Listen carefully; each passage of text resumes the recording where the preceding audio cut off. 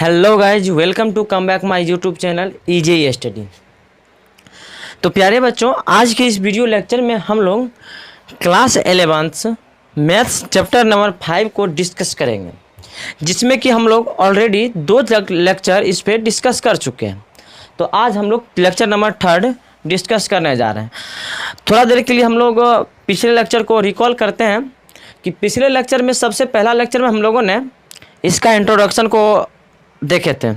इसके बाद हम लोग इसके पावर यानी कि आयोटा का पावर यानी इट्स पावर क्या होता है उसको हम लोग पूरा डिटेल किए थे, और इसका रेसिप्रोकल और उस पर कुछ जो क्वेश्चंस स्टैंडर्ड थे उसको हम लोग ट्राई किए थे। तो आज इसके हम थोड़ा सा आगे बढ़ेंगे और इसका कॉम्प्लेक्स नंबर का थोड़ा सा डीप में जाके हम लोग चेक करेंगे कि आखिर कॉम्प्लेक्स नंबर फिर क्या होता है। तो चलिए आइए हम लोग आज का लेक्चर स्टार्ट करते हैं। सबसे पहले है कि कॉम्प्लेक्स नंबर यानी इसका डिफिनीशन। तो कहता है यदि ए तथा बी कोई दो वास्तविक संख्याएं हो तो संख्या के ए प्लस आई बी रूप को कॉम्प्लेक्स नंबर कहा जाता है। यानी कहने का मतलब ये जो ए प्लस आई बी का जो फॉर्म है ना, इसी को हम लोग क्या कहते हैं, कॉम्प्लेक्स नंबर कहते हैं।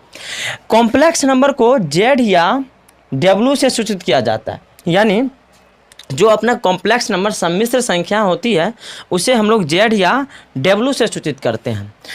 जनरली आप लोगों को जेड नज़र आएगा, डब्ल्यू कहीं कहीं नज़र आता है।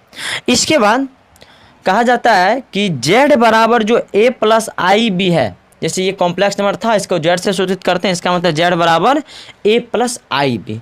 तो जेड बराबर जो ए प्लस आई बी को कॉम्प्लेक्स नंबर का मानक रूप भी कहा जाता है।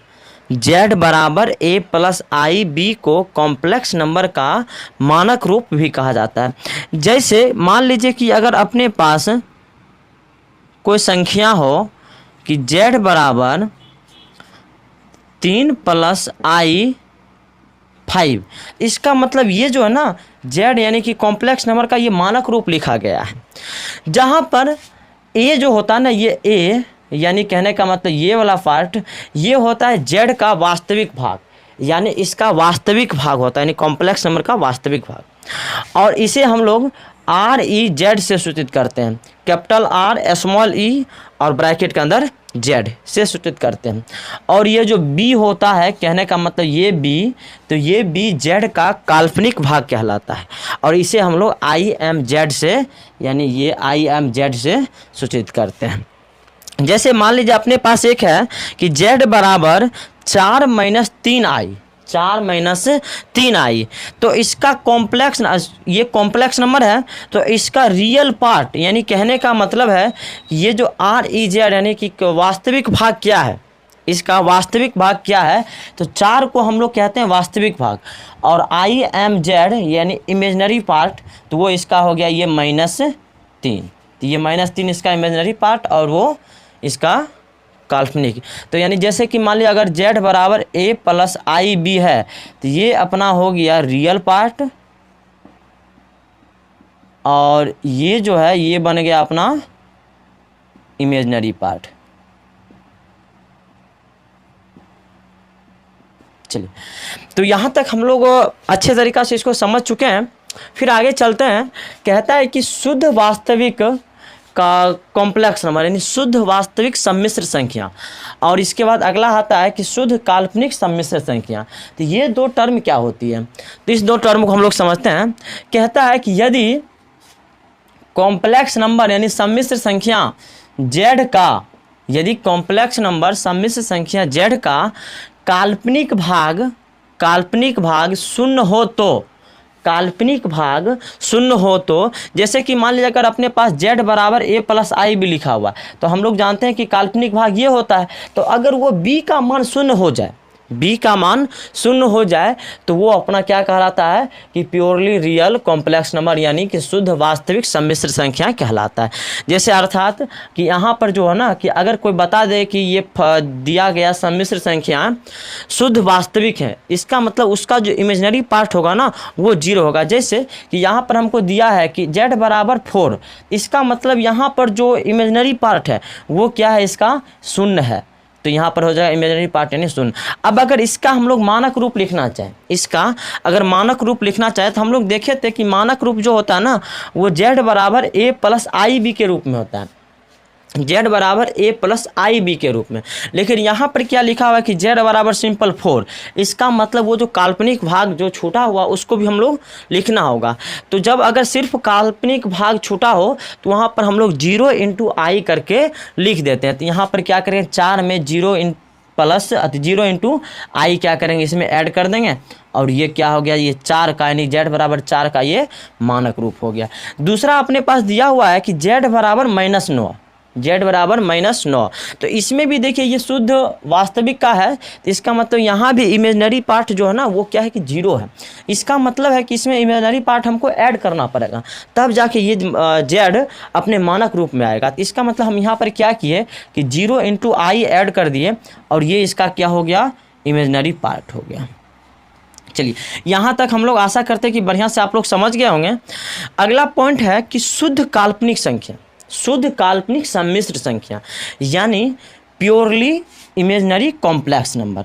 तो इसमें कहता है कि प्योरली इमेजिनरी तभी हो सकता है जब उसका रियल पार्ट 0 होगा, जब उसका रियल पार्ट 0 होगा। यदि कॉम्प्लेक्स नंबर z का वास्तविक भाग शून्य हो, वास्तविक भाग अर्थात REZ अगर शून्य हो गया तो इसका मतलब वो ना प्योरली इमेजिनरी कहलाता है, यानी प्योरली इमेजिनरी कॉम्प्लेक्स नंबर कहलाता है। अर्थात REZ वहाँ पर क्या होगा, शून्य होगा, REZ वहाँ पर क्या होगा, शून्य होगा। जैसे एग्जांपल दे दिया कि अगर z बराबर अपने पास -9 आयोटा हो, z बराबर -9 आयोटा, तो अगर इसको हम मानक रूप में कन्वर्ट करें ना तो वहाँ पर सिर्फ आयोटा नहीं उसके साथ a भी जुटा हुआ है। इसका मतलब यहाँ a वाला जो मान है ना वो शून्य है। तो a वाला मान जो होता था वो हम लोग जानते थे कि वो वास्तविक मान होता है, वो कौन सा वास्तविक पार्ट यानी कि रियल पार्ट होता है। और यहाँ पर क्या है कि रियल पार्ट इसका 0 है। इसका मतलब इसका अगर मानक रूप हम लोग लिखना चाहते हैं तो यहाँ पर हम मानक रूप तभी लिख सकते हैं जब इसमें रियल पार्ट ऐड करेंगे। तो यानी इसका जो मानक रूप यानी z बराबर होगा 0 - 9 आयोटा। यानी कहने का मतलब कि अगर शुद्ध वास्तविक यानी प्योरली इमेजिनरी हो अपने पास तो उसमें हम लोग 0 जोड़कर उसका मानक रूप लिख सकते हैं।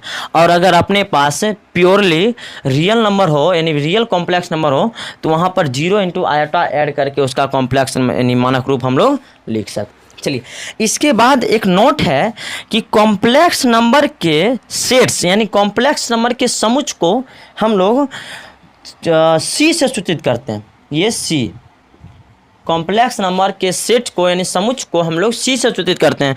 जिस प्रकार से वास्तविक संख्याओं के समुच्च को R से सूचित करते हैं, प्राकृत संख्याओं के समुच्च को N से सूचित करते हैं, उसी प्रकार कॉम्प्लेक्स नंबर यानी कि सम्मिश्र संख्या के समुच्च को कैपिटल C से सूचित किया जाता है।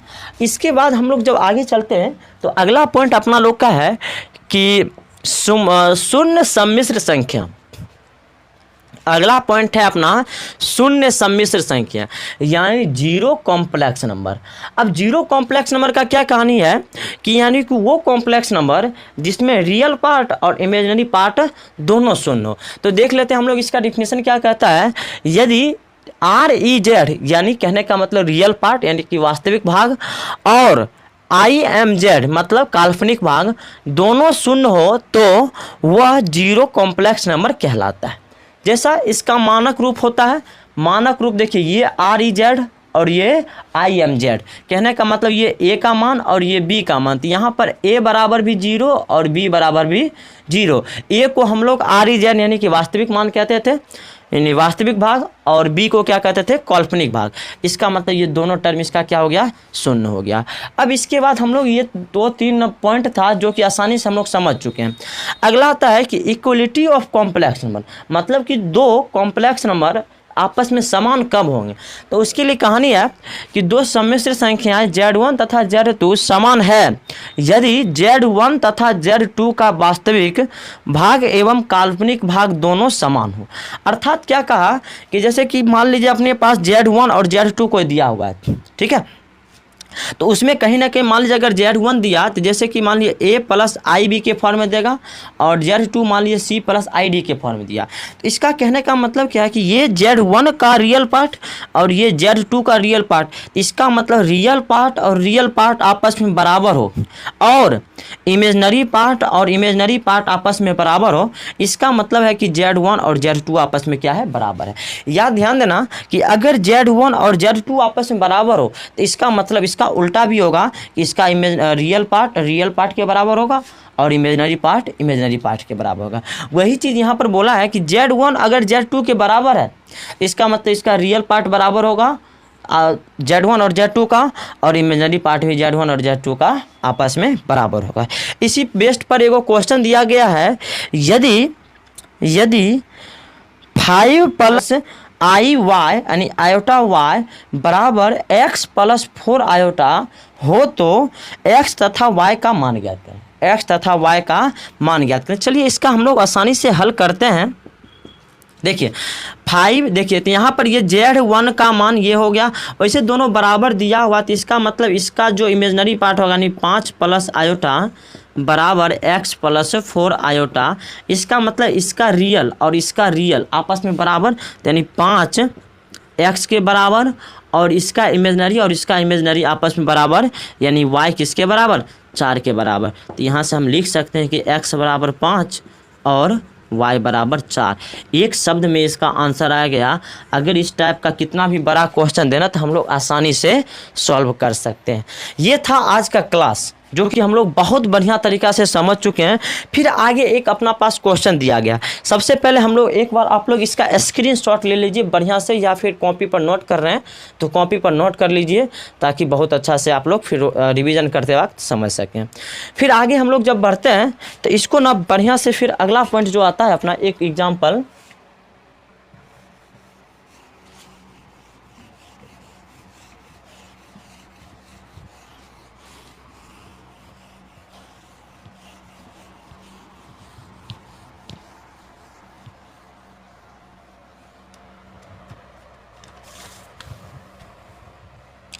अपने पास एक क्वेश्चन है, मान लीजिए इसी पर, यानी इक्वलिटी ऑफ कॉम्प्लेक्स नंबर, इसी के बेस्ड पर एक क्वेश्चन है कि a प्लस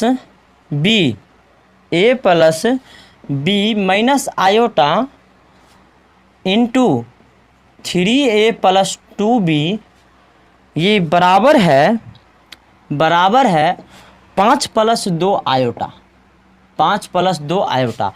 तो a तथा b का मान होगा, तो a तथा b का मान होगा।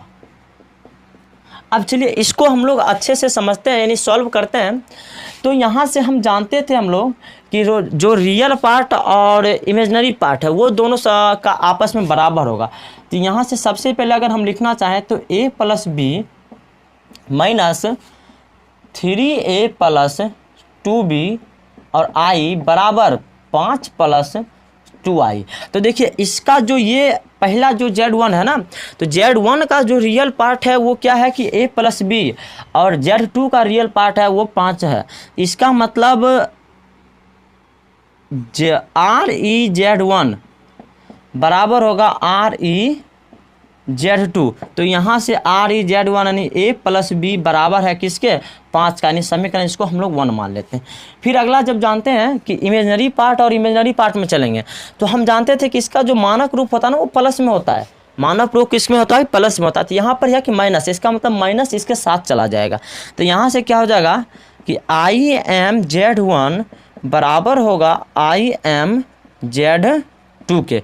तो यहाँ से आ गया ना माइनस 3a प्लस 2b बराबर कितना 2, और समीकरण ये कितना हो गया 2। अब इस समीकरण और इस समीकरण को हम लोग आसानी से सॉल्व करेंगे और इसका मान आसान से हम लोग निकाल सकते हैं। तो a प्लस बी बराबर 5, इसको अंदर जब मल्टीप्लाई करेंगे तो यहाँ पर हो जाएगा -3a माइनस 2b बराबर 2।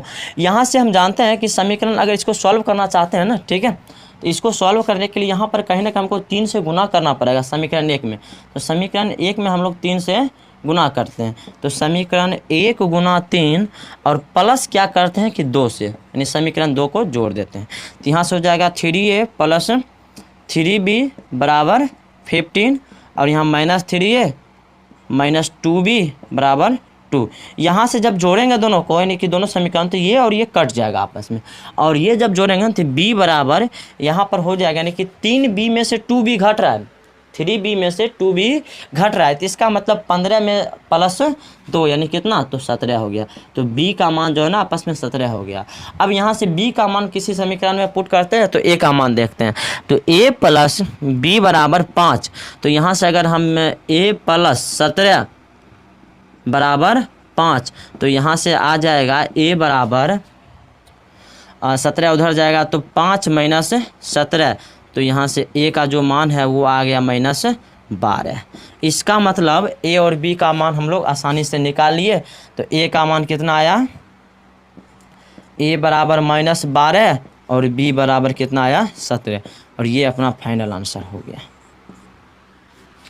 आज का क्लास हम लोग यहीं समाप्त करते हैं। फिर अगले क्लास में हम लोग कॉन्जुगेट देखेंगे, उसका प्रॉपर्टी देखेंगे, इसका मॉडुलस देखेंगे, इसका इन्वर्स देखेंगे, फिर आगे जो भी होगा प्रोसेस व प्रोसेस देखते चलेंगे। आप लोग ज़रूर इसको बढ़िया से देखिएगा। अगर वीडियो अच्छा लगा हो तो कमेंट भी करके ज़रूर बताइएगा और चैनल को लाइक भी कीजिएगा। और जो व्यक्ति अभी तक सब्सक्राइब नहीं किए होंगे तो सब्सक्राइब कर दीजिएगा और अपने सभी दोस्तों के साथ शेयर कर लीजिएगा, ताकि वो भी इस तरह का वीडियो को अच्छे से सीख सके। और फिर मिलते हैं अगले क्लास में। आप भी बने रहिएगा फिर वापस इस वीडियो की ओर। धन्यवाद।